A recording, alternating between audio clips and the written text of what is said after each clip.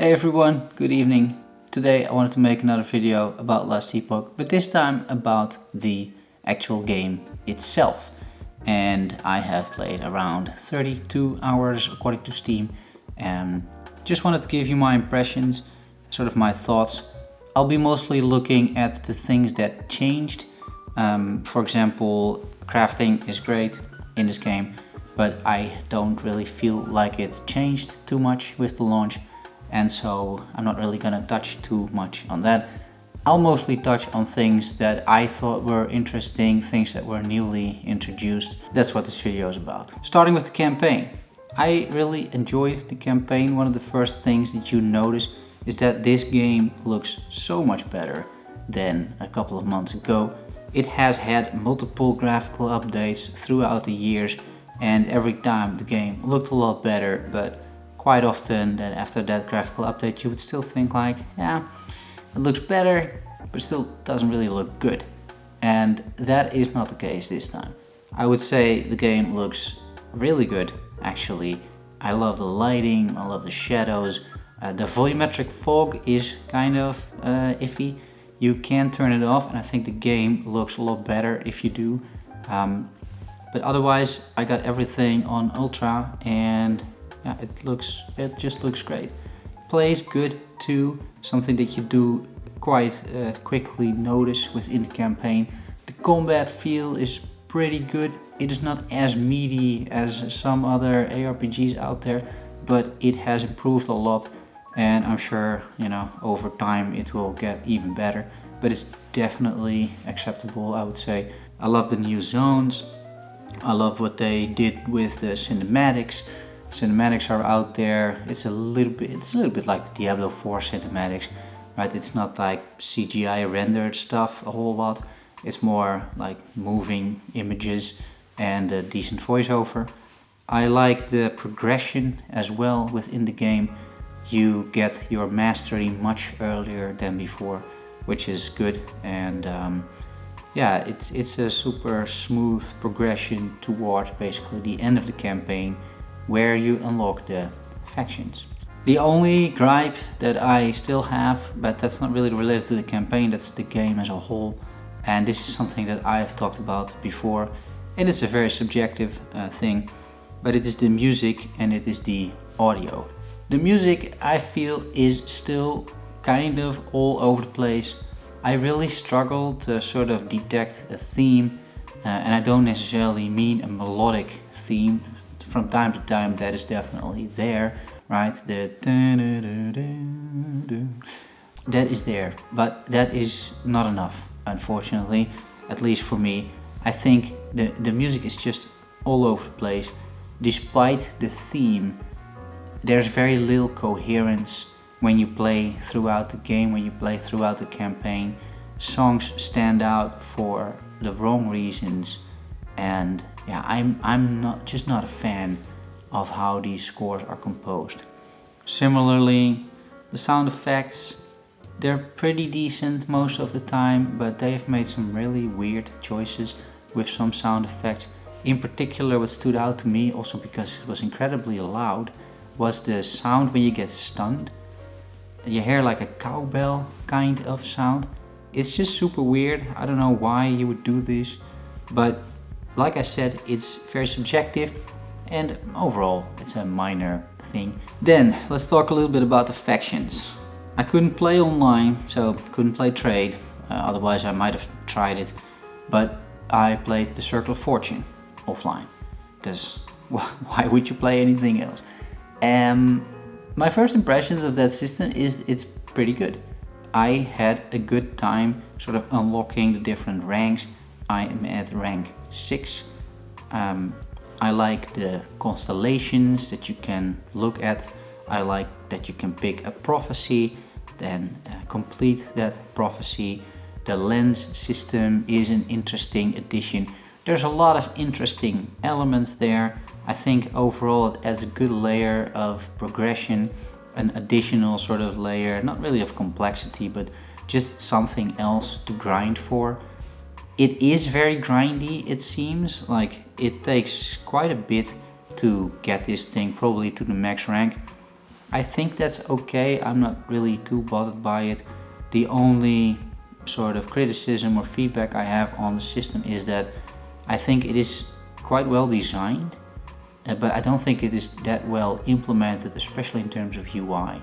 So what I would love to see, for example, is a progression bar that is not only in the menu, because now I have to press Y all the time, right? Like every minute I'm sort of pressing like, hey, is there something going on? Do I need to complete a prophecy? That sort of thing. Not super efficient. I'd love to have like a small progress bar maybe under your XP bar. That would be great. So you can track which rank you're at and how much more favor you need for the next one.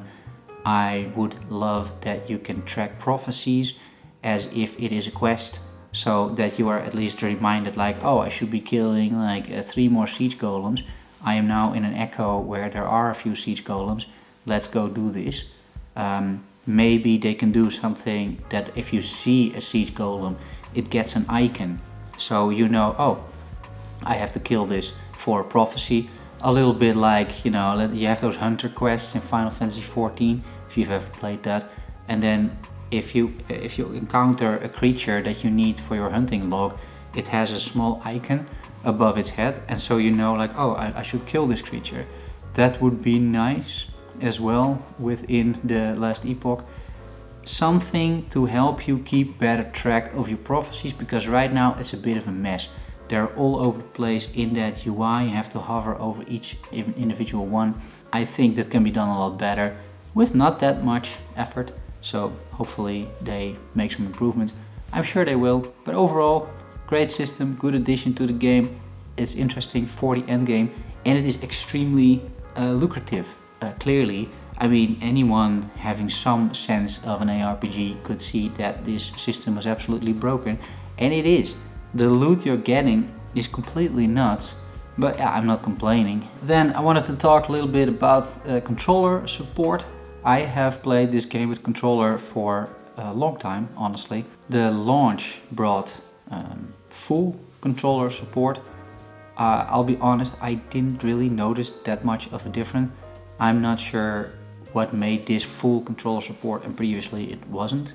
Maybe binding or something. I couldn't really figure out what the exact difference was, but I think the controller support is good.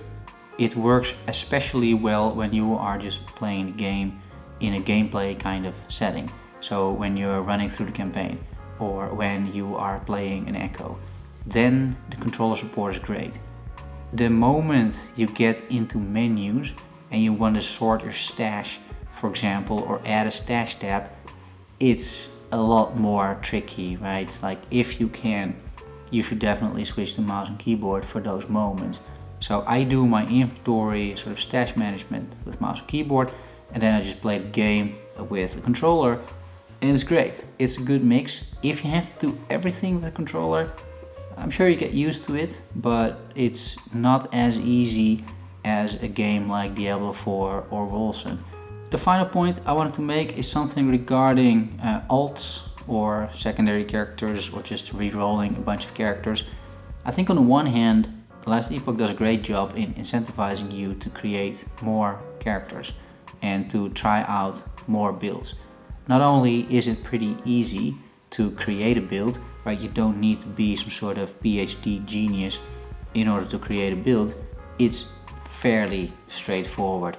Also, the game is not that difficult, so most builds will work, at least all the way up until empowered timelines. So that is one thing. The other thing is it's quite intuitive to create a build, so the skills, for example, clearly indicate if other skill trees apply to a node, that sort of thing. Overall, it is fairly clear, fairly straightforward, so that definitely helps you in finding those synergies that make up for a good build. And I think the last point that is a really big incentive is the bunch of uniques and sometimes even set items that you can get. Those uniques, and a lot of the uniques are very much tailored towards certain builds or pushing you towards certain builds. There aren't that many uniques that are more generically good. There are a lot of uniques that, you know, give you +5 to vengeance. Yeah, then you better play vengeance then, right? If you equip the unique. The other side of the coin is that the game isn't really all that friendly to your other characters. So if you play just one character, you have to go through the campaign. Now, these days, you have to unlock the faction, so you basically gotta make it all the way to the back of the campaign, all the way basically to the Snake Lady, and then that is when you unlock the campaign. The favor is account shared, but everything else is not. So you have to grind all the way through the campaign to the end to unlock the faction on your next character. You have then to do all the dungeons again, unlock all the dungeons, go through all the separate tiers. Again, you have to go through the entire normal timelines again until you get to the actual interesting part of the end game, which are the empowered timelines. And that is a sort of a stark contrast, in my opinion, from the incentives that this game offers for creating multiple characters. And I kind of wish that a lot of those hurdles would just be taken out. I don't see why, if you have cleared and unlocked the dungeons and the monolith and the empowered timeline once per cycle, I don't see why on a second character you need to do all of that again. I really don't understand that. It's like you play Path of Exile, you start a character, you unlock the Atlas, and then you create a second character, you have to unlock the Atlas again. It's like, no, right? Well, you don't want to do that. Here, you don't want to do that. There is still an opportunity cost. It's not like you're level 40 and then you can jump into empowered timelines. You'll get absolutely slaughtered. I just really wish they have another look at that and sort of remove that tediousness of leveling other characters and actually let you experiment with other characters without basically asking you to play the entire game again. Overall though, all things considered, and not just the things I'm mentioning over here, but the game as a whole, right, including the crafting, including all of the other aspects that I didn't talk about but that have been in for ages. Including, by the way, the scene variant system, a system I liked quite a bit. I'll quickly talk about that, but they've implemented a new system where I think it's mostly the echoes in the Monolith of Fate, they now have a different version. They are now spawning a certain era. So the Bloodworks can now spawn in, let's say, 4 different eras. I'm not sure if every echo has 4 eras. Hard to test unless you play hundreds of hours. But at least it's nice in terms of variation. You have less of an idea that you've played this map again, although the layout is still the same. Overall, I am quite pleased with the product as it is, disregarding the issues that we talked about yesterday, because the game is just a very solid game, solid foundation, a good foundation to build on. 1.1 apparently is going to have an endgame update, and you can definitely see how they would add, for example, more echoes to the Monolith of Fate, because the base system is great. You can easily expand on it. You can easily add some stuff in the existing echoes, and you can also add different types of echoes if you want. All of that is a very modular design system. Works great, should work great. Looking really forward to it, honestly, because one of the biggest complaints that I will not really go into too much, but that you also now see resonated with other content creators because they have reached this same point, and with other players, is that endgame is a little lacking. And it's fine, right? It's explainable, it's understandable from the developer's point of view. They've worked hard on all of the other things that I just talked about, and that has worked out quite well. Now it's time, hopefully, to increase the endgame more, bring more variety, bring more content, and just curious to see how that would go. We'll probably have to wait 3-4 months for that. That's gonna be the cycle lifetime, but happy to wait.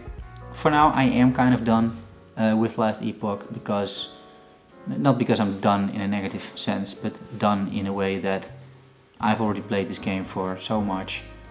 I have a good idea of what the 1.0 launch is about, but the current endgame for me is not enticing enough to keep playing, and to me it's too tedious to keep rerolling characters of what I just described. I'm just gonna try out some other stuff, come back in a few months and see what's going on. I'll probably follow the news in between, and yeah, if there's any other interesting updates regarding the game, I'll let you know as well. So thanks everybody for watching, making it to the end. I always appreciate that. Don't forget to like and subscribe if you enjoyed the video, and I'll see you in the next one. Bye bye.